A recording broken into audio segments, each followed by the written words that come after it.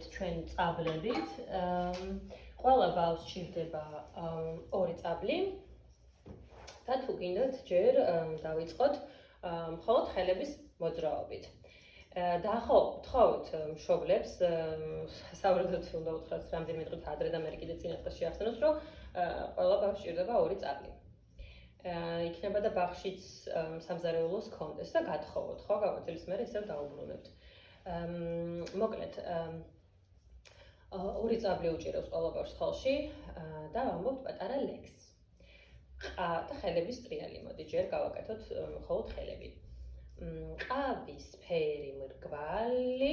ყავისფერი მრგვალი, არის წაბლი, არის წაბლი. შეგიძლიათ ეს კიდევ ერთხელ გაიმეოროთ, მაგალითად სხვა მიმართულებით, მეორე მიმართულებით გააკეთოთ ხელების ტრიალი. შემდეგ გვაქვს მაღლა ხეზე, შეუძლიათ თითის წვერებზე ეწიონ, მაღლა ხეზე, კიდია წაბლი, კიდია წაბლი. შემდეგ ესეც ორჯერ გააკეთებინეთ, როცა ის არ ქვია, ხო, გაიცნო და ისწავლონ ტექსტი და ბოლო ნაწილი არის იღება კარი და ჰოპ,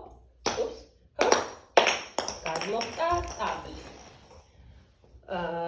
შემდეგ აგროვებენ და შეგიძლიათ კიდევ ერთხელ გააკეთოთ, ხო, რამდენი ხანით გჭირდებათ, შეატყობთ თვითონ. შემდეგ მოდი ხელები აღარ და მოძრაობა გავაკეთოთ.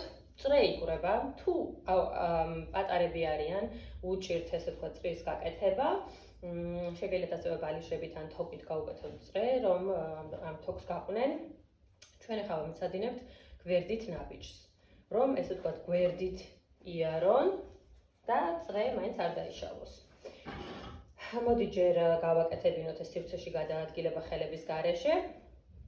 ლექსს ვამბობთ ისევ. ყავისფერი მრგვალი, არის წაბლი, მაღლა ხეზე, კიდია წაბლი, იღება კარი და ჰოპ, გადმოხტა წაბლი. ეხლა ჩქარა გავაკეთე, ხო? ბავშვებთან ერთად უფრო ნელა შეგიძლიათ. მერე მეორე მიმართულებით, ხო, მარჯვნივ, მარცხნივ. მერე ამ ყველაფერსაც რო გაევარჯიშებენ, შევაერთებთ ხელები და ფეხები სივრცეში გადაადგილება. ყავისფერი, შეგიძლიათ მაკრობიტი და მიკრობიტი ფეხებით, ხო, მეხსენებია უკვე, ანუ უფრო ნელა, მაგალითად ყავისფერი მრგვალი, ან ორმაგაჩქარა, ყავისფერი მრგვალი, არის წაბლი.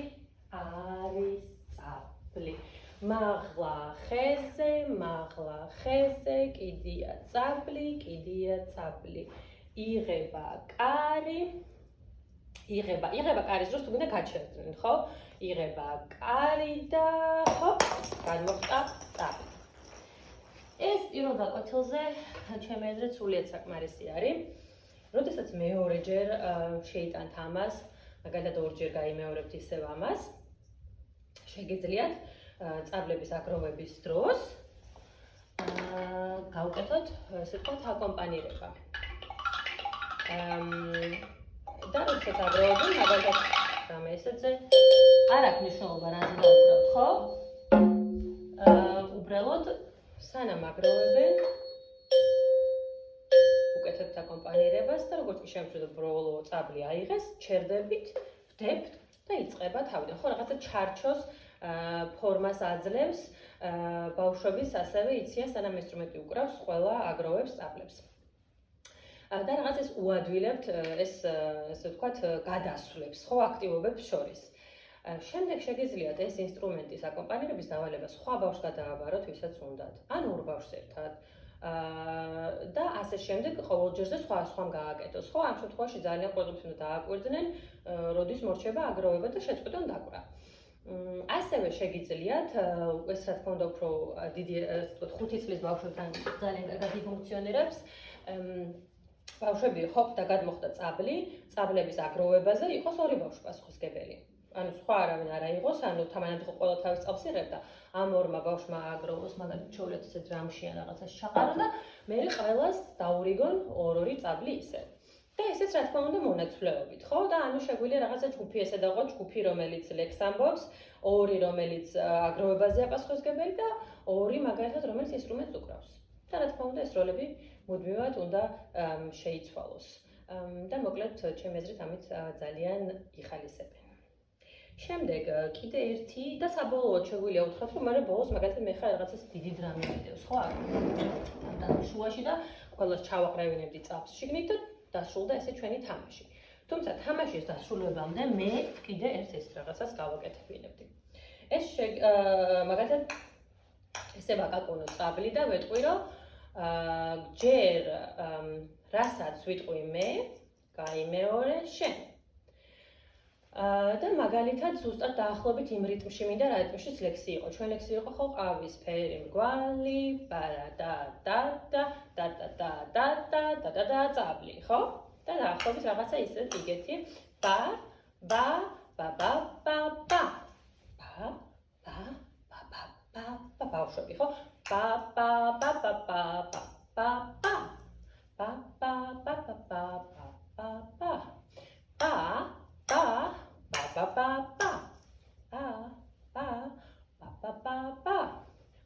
ba ba ba ba ba ba ba ba და ასე შემდეგ, ხო? 4 ცალი სრულებით საკმარისია და ეს პატერნებიც შეგიძლიათ უფრო ადვილი ან უფრო რთული გააკეთოთ, ან უფრო მოკლე ან უფრო გრძელი, იმის თქვენ თუ რა საკის ჯგუფთან ხართ.